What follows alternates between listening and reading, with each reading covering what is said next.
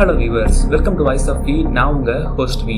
இன்னைக்கு நம்ம வீடியோ எதை பற்றினா life story of Jeffrey Dahmer. அமெரிக்காவில் வாழ்ந்துட்டு இருந்த மோஸ்ட் டேஞ்சரஸ் சீரியல் கில்லர்னா அது ஜெஃப்ரி டேமர் தான். 1978 1991 வரை 17 ஆண்களை கொன்று அதில் சில ஹியூமன் பாடியை சமைச்சு சாப்பிட்ட கேனிபல் ஈட்டர் தான் இந்த ஜெஃப்ரி டேமர்.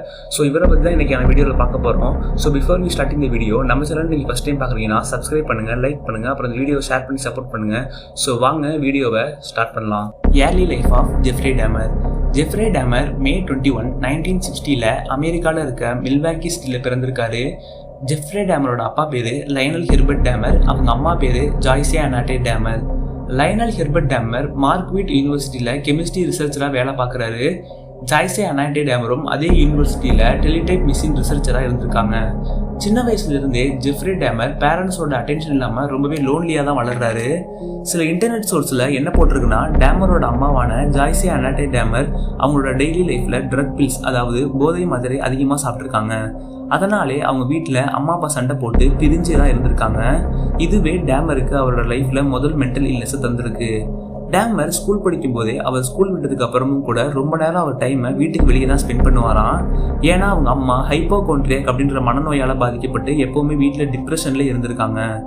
ஸ்கூல்லையுமே டேமர் யார்கிட்டையும் பேசாமல் எமோஷனல் அப்டேட்மெண்ட், அதாவது ரொம்பவே இன்செக்யூராக தனக்கு யாருமே இல்லாதது போலையும் ஃபீல் பண்ணியிருக்காரு.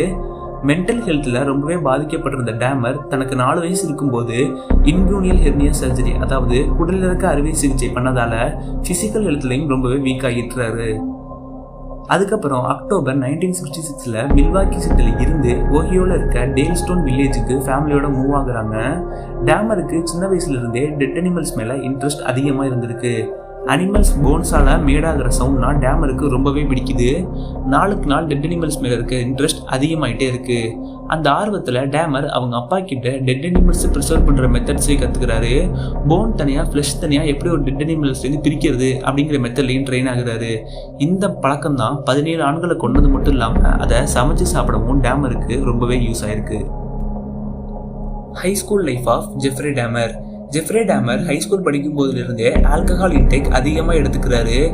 ஸ்கூல் டைம்லேயே அதிகமாக ஆல்கஹால் கன்சியூமும் பண்ணுறாரு. அதனாலேயே அவர் படிப்பில் ரொம்பவே மோசமும் ஆகுறாரு. அவர் மெச்சூரிட்டி ஸ்டேட் வந்ததுக்கப்புறம் தான் அவர் ஒரு கே அப்படின்ற விஷயத்தை தெரிஞ்சுக்கிறாரு. இந்த விஷயம்தான் அவர் 17 ஆண்களை மிகவும் மோசமான முறையில் கொள்றதுக்கான முக்கியமான ரீசனாகவும் இருந்திருக்கு. First murder of Jeffrey tamer.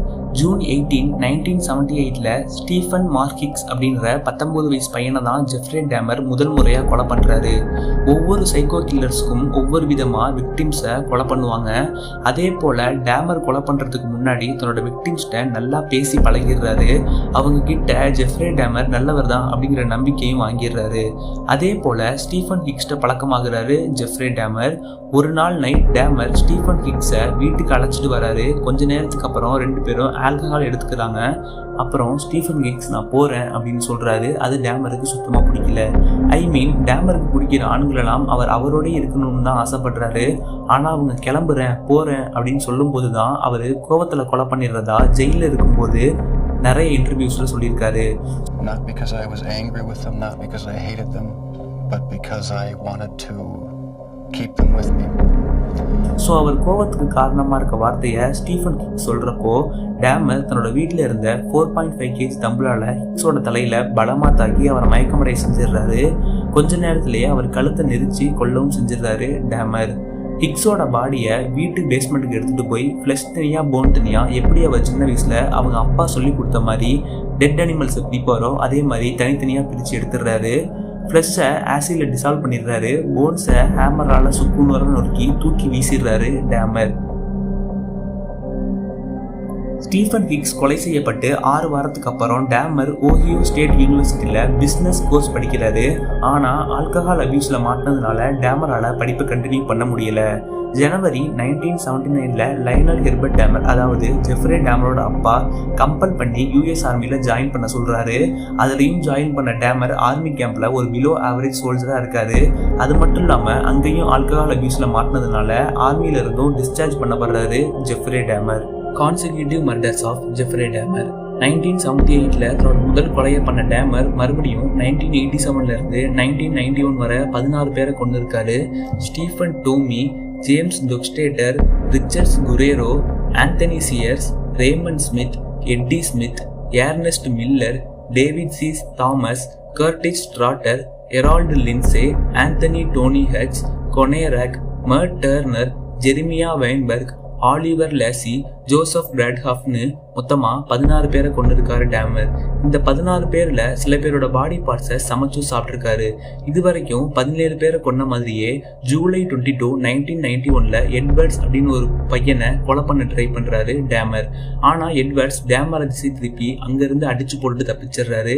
தப்பிச்சு போன எட்வர்ட்ஸ் போலீஸை கூட்டிட்டு டேமர் வீட்டுக்கு வராரு. அங்கே வந்த போலீஸ் டேமர் வீட்டை சர்ச் பண்ணி பார்க்குறாங்க. அங்கே தான் போலீஸ்க்கு பெரிய அதிர்ச்சி ஆகுது. ஏன்னா டேமரோட பெட்ரூம் ஃபுல்லாக ரத்தக்கரையாக இருந்திருக்கு. பெரிய பெரிய பேரலில் ஹியூமன்ஸோட பாடி பார்ட்ஸ் துண்டு துண்டாக வெட்டப்பட்டு ஆசிடில் ப்ரிசர்வ் பண்ணப்பட்டிருக்கு. ஃப்ரிட்ஜை திறந்து பார்த்தா ஹியூமன்ஸோட தலையும் இருந்திருக்கு. அது மட்டும் இல்லாமல் இன்னொரு பேரலில் டோர்சோ, அதாவது கை கால் தலையில்லாத மனித உடலும் இருந்திருக்கு. இந்த 16 பேரும் கொலை செய்யப்பட்ட நிலையில் டேமர் ஃபோட்டோவும் எடுத்து வச்சிருந்திருக்காரு. ஸோ அதெல்லாம் கண்டுபிடிச்ச போலீஸ் டேமரை கைது பண்ணிடுறாங்க. Death of Jeffrey Dahmer. November 28, 1994 பிரிசன்ல இருந்த டேமர் கிறிஸ்டோபர் ஸ்கார்வர் அப்படின்ற இன்னொரு கிரிமினலால பிரிசன்ல இருக்க ஜிம்ல அடிச்சு கொலை செய்யப்படுறாரு. கிறிஸ்டோபரோட ஸ்டேட்மெண்ட் என்னன்னா, டேமர் சிறையில சாப்பிடும்போது சாப்பாட்டை ஹியூமன் பாடி பார்ட் போல வச்சு அதுல பிளட் மாதிரி கெச்சப்பை ஊத்தி அதை ஒரு மனுஷனாவே இமேஜின் பண்ணி சாப்பிடுறான். அந்த கோவத்துல தான் கொலை பண்ணேன்னு சொல்றாரு. அது மட்டும் இல்லாம டேமரை கொலை செய்யறப்போ அவர் தடுக்கவே ட்ரை பண்ணலையாம். டேமர் கடைசியா நான் வாழ்ந்தாலும் செத்தாலும் எனக்கு கவலையே இல்லை, என்னை கொன்னுடு அப்படின்னு சொல்லியிருக்காரு. டேமர் ஜெயிலில் கொடுத்த பல இன்டர்வியூஸ்ல சொன்ன விஷயம் என்னன்னா, அவர் கொலை பண்ண 17 பேரையும் கொலை செய்யணும் அப்படின்ற மோட்டிவ்ல பண்ணலனும், எனக்கு இப்ப விடுதலை கிடைச்சா கூட வெளியே போய் மக்களை கொண்டு சாப்பிட்றத நானே நினைச்சாலும் நிறுத்த முடியாதுன்னு சொல்லியிருக்காரு tamer. Probably. If this hadn't happened, there's no doubt I probably would be. I can't think of anything that would have stopped me. Jeffrey டேமரோட கடைசி ஆசையே அவரோட உடலை முழுமையாக எரிக்கணும் அப்படின்றது தான்.